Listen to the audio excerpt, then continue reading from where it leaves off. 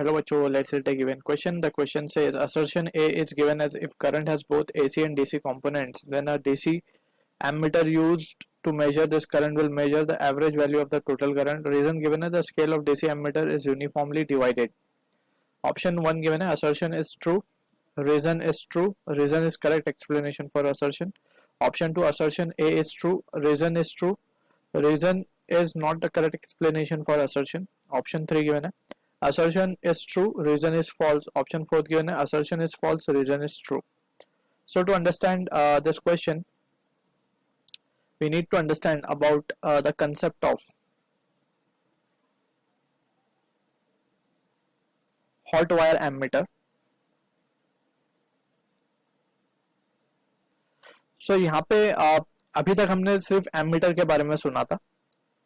So ammeter is a device that measure current. अब कौन सा करंट ये मेजर करता है? That is the DC current.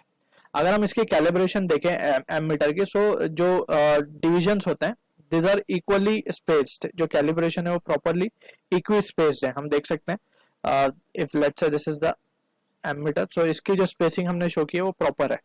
क्यों प्रॉपर है? बिकॉज यहाँ पे जितना करंट आएगा उतना ही division means we can say accordingly it will be जो पॉइंटर है वो डिफ्लेक्ट करेगा. ठीक है. और वी कैन रादर से कि जो डिफ्लेक्शन है it will be directly proportional to the value of this current. ठीक है. तो जितना करंट आएगा उतना ही डिफ्लेक्शन शो करेगा.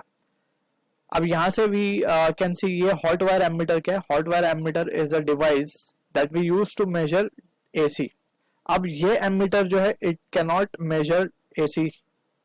अब ये एसी मेजर क्यों नहीं कर सकता? बिकॉज वी हैव स्टडीड कि जब हम गैल्वेनोमीटर को एमीटर में कन्वर्ट करते हैं, सो बेसिकली गैल्वेनोमीटर में जो है पॉइंटर जो मींस पॉइंट करता है in the direction, specific direction या फिर इन स्पेसिफिक वैल्यू को शो करता है. So that is because of the torque acting on the coil. ठीक है ना, that we have already studied. अब डीसी में क्या होता है? सिंगल जो करंट है वो उसकी डायरेक्शन चेंज नहीं होती, सो torque will be acting in the fix particular direction. लेकिन एसी में क्या हो रहा है? एसी में जो है करंट की डायरेक्शन प्लस हो रही है, माइनस हो रही है, यानी कि डायरेक्शन चेंज हो रही है. इसके साथ साथ वी कैन से कि अगर डायरेक्शन चेंज हो रही है तो टॉर्क भी चेंज होगा.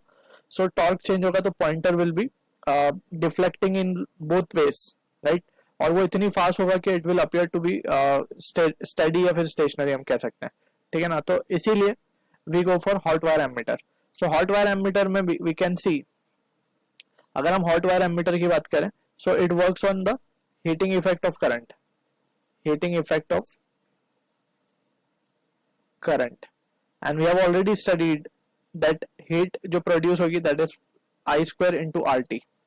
ठीक है ना. तो यहाँ से हम देख सकते हैं कि heat जो produce हो रही है it is directly proportional to the current, square of current to be precise.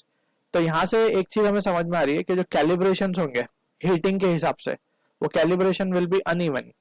क्योंकि यहाँ पे वी कैन सी इनिशियली तो बहुत तेजी से मतलब जो है करंट शो करेगा, तो यहाँ पे जो डिविजन है वो बहुत नजदीक नजदीक दिखाएगा.